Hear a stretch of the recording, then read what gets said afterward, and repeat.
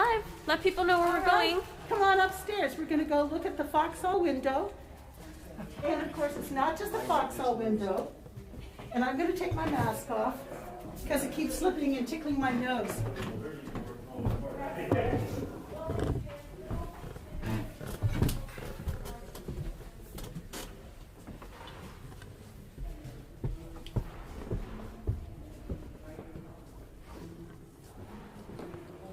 So welcome upstairs from the balcony.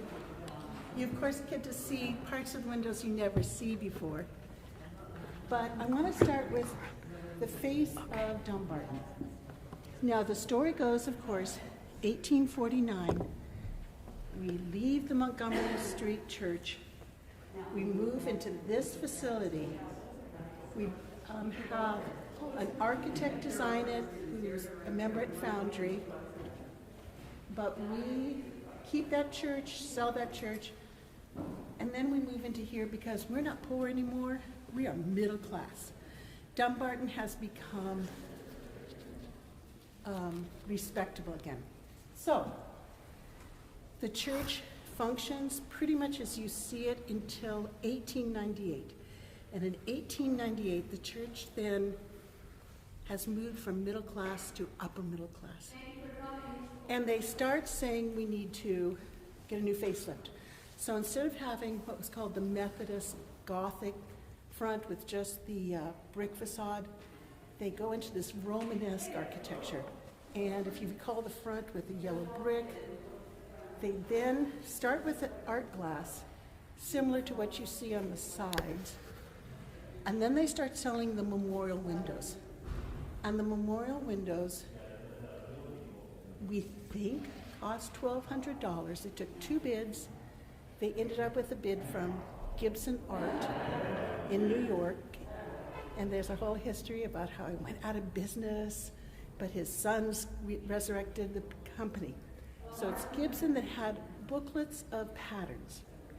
And so the trustees at that time got together, they went through different patterns, and the only numbers that we have right now are $1,200 for not only these windows, but what was the paper mache, decoupage, extra stuff, which is all gone now, and we just have smooth walls. So this window here in the center was dedicated to Henry Foxall, who is the big name in Methodism in D.C. He was an armaments dealer. He built Foundry. He built this church. And he and his daughter and his son-in-law, McKenna, are all memorialized in the big fan window here. Numerology seems to be very important to the stained glass artists. Of course, we know numerology was important in medieval times when glass windows moved from Islamic Spain and Europe into Christian Europe. So we see also 8 circles around the main circle, or 2, 3, 4, 5, 6, 7, 8. 8 supposedly stands for 7 days that God took to create the world, and then add on the day that Jesus rose from the dead and you get 8. Doesn't work for me, but that's what 8 supposedly stands for. And then of course the big symbols such as the cross with the light rays coming out of it, and the crown meaning Jesus sovereign on earth. All of the symbols in the center part of each window come from pretty standard Christian iconography, which we share, of course, with Catholics, with Lutherans, with Episcopalians. So it's not that these are Catholic windows, these are just symbols that were universal and the glass makers could make them.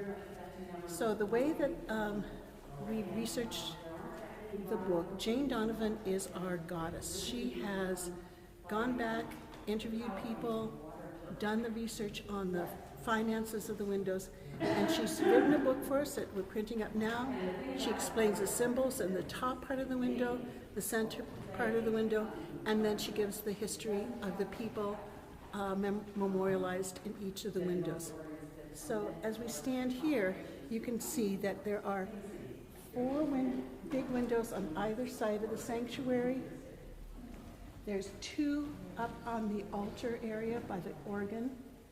Then we have the harp below us, and then the stairwell windows, and that gets us to a total of 16 windows. We still have space for new windows. So if you look at the art glass windows that we still have here, just think about this. You too could be memorialized at Dumbarton United Methodist Church. You know, just send us a check and you can get a window. Although the check's got to be pretty large these days, not $1,200 like it was in 1898. So we can go downstairs and I'll tell you a couple stories about some of the incredible people in the windows. All right. I feel like I'm still in the classroom. Are there any questions? All right, what did we just cover? I don't think there's... Well, you're welcome to chat anything for our live folks. If you have any questions or comments, we'll see them here. But I'll follow you, Ellen. Okay. Go ahead. Thanks, Jehan. Mm-hmm. And also, in some of these windows, we were to the church on the foot side. This space is still available. Your name here.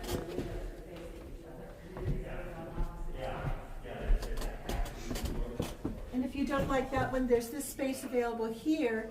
And more embarrassingly, the space below us is the women's bathroom. And that's available as well if you want a small memorial to yourself.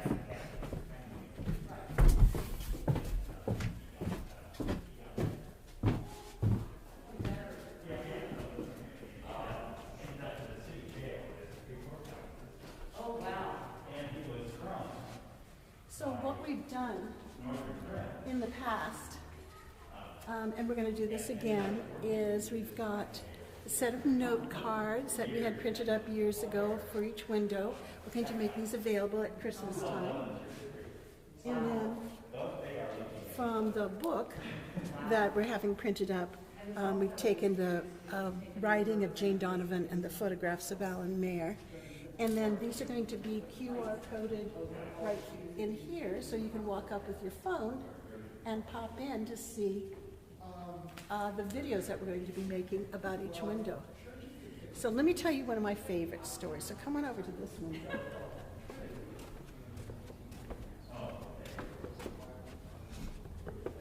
So this window is dedicated to William Craig, his wife Amanda Craig, and Amanda's husband, Henry Logan. No, William's daughter, Amanda. Too many wives, too many daughters. So at the very top, we have the all-seeing eye of God, which, again, we don't talk much about that in Methodism, but totally cool. Could have talked about that when we talked about money today. Then in the center, of course, just like we have in the foxhole symbol, we have the cross with the symbol of sovereignty. Now, William Craig was a godly man. He was Sunday school leader, and that's a big deal in Methodism. He was a teacher, and then he was a principal at the old school we had on Montgomery Street. And then he got one of those appointments you hear about from President Grant after the Civil War. He was the sanitary inspector for the city of D.C. One Sunday morning, and I have to think that the windows would have been open, the drunken sailors out on the canal and the canal workers were making so much noise at the bar down in Wisconsin and Dumbarton Street that William Craig, grabbed a bunch of the Dumbarton men, went over to the bar, roughed up those sailors and canal workers, and dragged them back, sat them down in the pews, and made them listen to the sermon. So I've thought about putting that in 2021 terms. What if we went over to the coffee shop, unplugged the Wi-Fi, grabbed all of those people on their computers, and told them there was free Wi-Fi over at Dumbarton, and have them listen to the sermon. Or maybe we just take over their Wi-Fi and pipe the sermon to them. Anyway, I don't think it would happen these days. I don't think we could lay on hands and get people into the sanctuary. But I love the story. So let's go over and talk about the Civil War.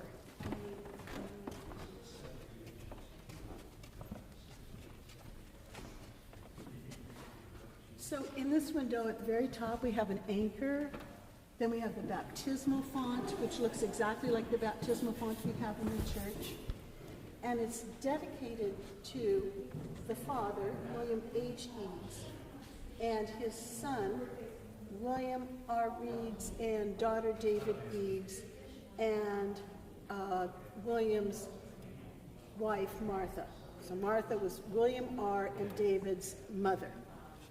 So one of the things that we turned up is we started looking at who owned slaves in Dumbarton.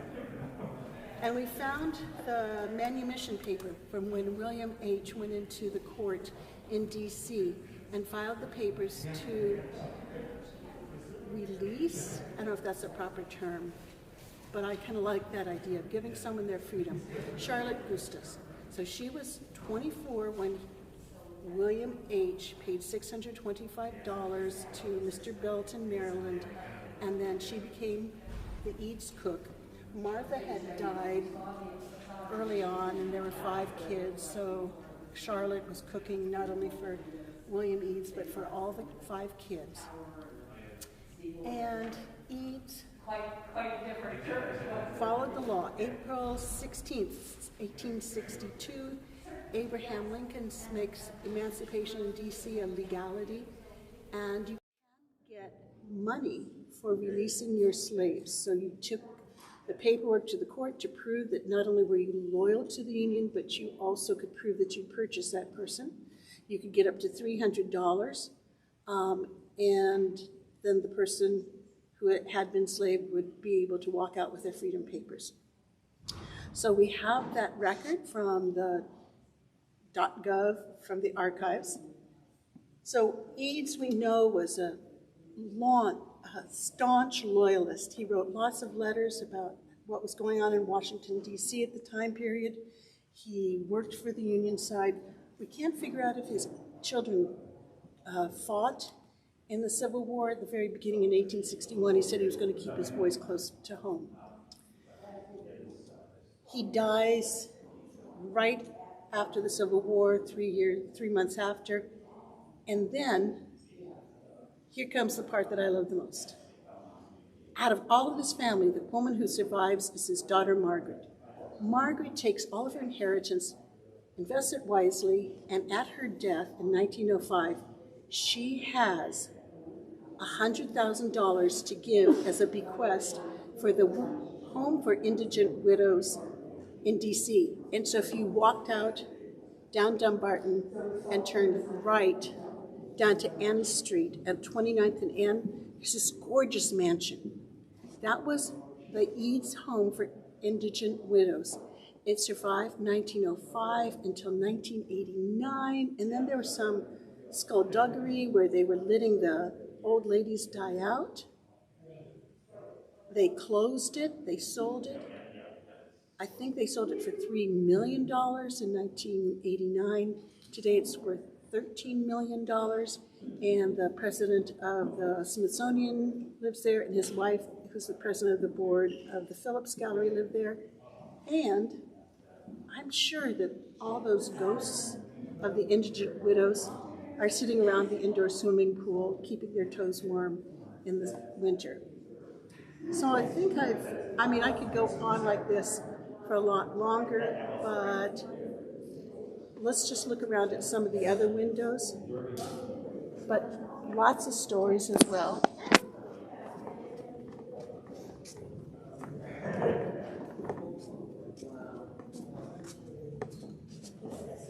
So in this window, we have John Dixon, his first wife, Ann Dixon, and Catherine Dixon, their daughter.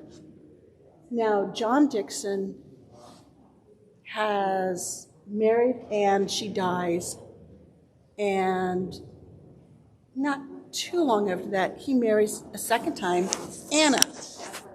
So Catherine is the daughter from the first marriage, and this is something that I think a lot of people are finding these days. What happens to the first wife, the second wife, the third husband? So the first wife is memorialized here with her first husband, with her only husband, while in the same time, poor Anna Dixon, wife number 2, is left out in the cold. But Anna Dixon, wife number 2, eventually gets her own window in the stairwell in 1901. So in the meantime, we've got John and Anne here forever together, and the chalice and the holy grapes. And of course, all these Christian iconographies are typical of not just Methodism, but of course, all of the denominations. So let's go up on the stage, the Holy of Holies, and look at the English family.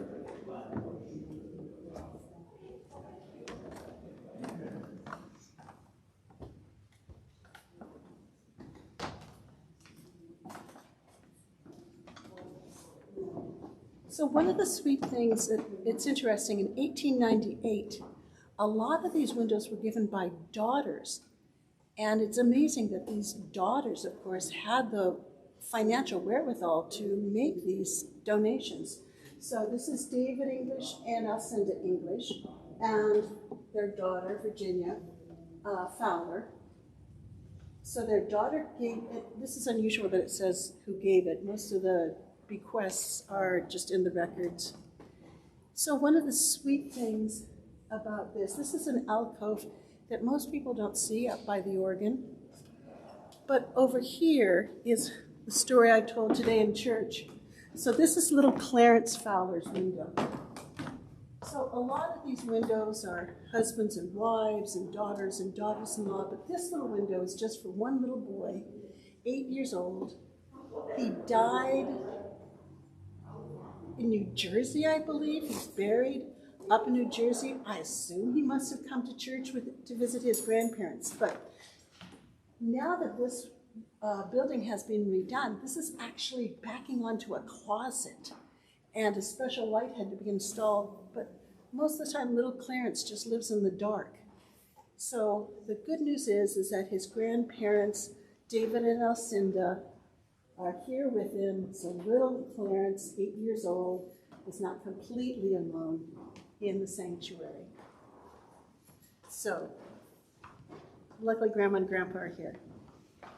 And as a grandparent of a 6-year-old and a 3-year-old, I just keep thinking about how sad that would be, not only just to lose your grandson, but also to just think about his continual presence all alone. So the coolest story that I keep pitching are these opposing windows. So the window with the baptismal font is the Eads, and we know that he was a staunch Union supporter. Right on the complete opposite, we have the Wheatley window with the Bible and the bleeding heart, the corazon. So Wheatley, Francis Wheatley, was a staunch Confederate supporter. Now the Wheatleys and the Eads stayed in Dumbarton together their entire lives. Eads' sons, we're not sure if they fought on the Union side, but we know that Eads was giving money, supporting the soldiers. And one of the things that Eads writes, that this was a Union hospital. And the women would come in with their last pennies to see their husbands who were dying in these beds here in the sanctuary, because this was a hospital for 2 years. So as Eads writes, these women spend their last pennies to come say goodbye to their husbands. And all of you who've seen Little Women can think about that. And he at least is trying to give money to the widows so they could go home. And as I said earlier, they walk in the door wives, and they walk out the door widows, because their husbands were on their last days, and that's usually when you would send for the wife to say goodbye. So here we have on the complete opposite side a Confederate family. Now we know that Francis Wheatley was a godly man. his sons fought for the Confederacy. In fact, one of his sons was even a Mosby Rangers. And if you know the Mosby Rangers down in Virginia, they were the elite of the elites. They were the cool kids in the war, and they were terrorists in this region. So Mosby's lead ranger was Clarence Wheatley, who died in a skirmish in about 1862. So he died early on. So I think that's one of the fascinating stories that Jane Donovan keeps talking about, is that here we have something that divided our nation in such incredible bloodshed, and yet it's right here in our church, Union, Confederate. Now you would think that they would be at odds with each other. But Francis Wheatley was even one of the executors for Eads. He was even one of his pallbearers. So the Wheatleys never gave up their membership in Dumbarton, even though this was definitely a Union side. Abraham Lincoln came here when Bishop Simpson preached to rededicate this after the hospital was closed. We have a few other Confederate supporters. We have lots of slaveholders. I'm pretty sure the Dawes had owned slaves. We know that the Eads had slaves, even though they were for the Union. And so a lot of the people here were going through the DC Emancipation Program. In fact, the Sims' son was the judge who ran the court for the emancipation process. So for that manumission, you had to go into that courtroom, and it was a Dumbarton congregational member who ran that court. So, again, I feel like I'm going on and on and on. If you go downstairs, we've got the extra windows in the stairs that are dedicated. One of my favorite stories, of course, about how Anne Dixon gets listed here with her husband. His second wife, Anna, is by herself in the stairway, so at least Anna gets, some credit. There's another woman we know nothing about, Maddie Brown. She died when she was 21. All we know is she had I can't think of another word for a kick butt party when she was 16. So her sweet 16 party was at their estate. That's it. That's all we know about Maddie Brown. Died when she was 21.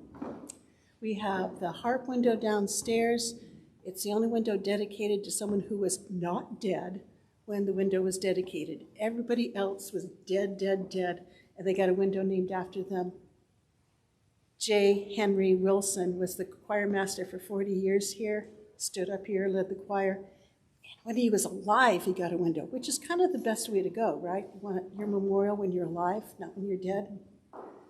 So I think at that point, if you have any questions, you can send them in, or I could go grab my phone and you could text me, 301-529-0819. Thanks, G.A. Sure, great, thank you. Bye, everybody.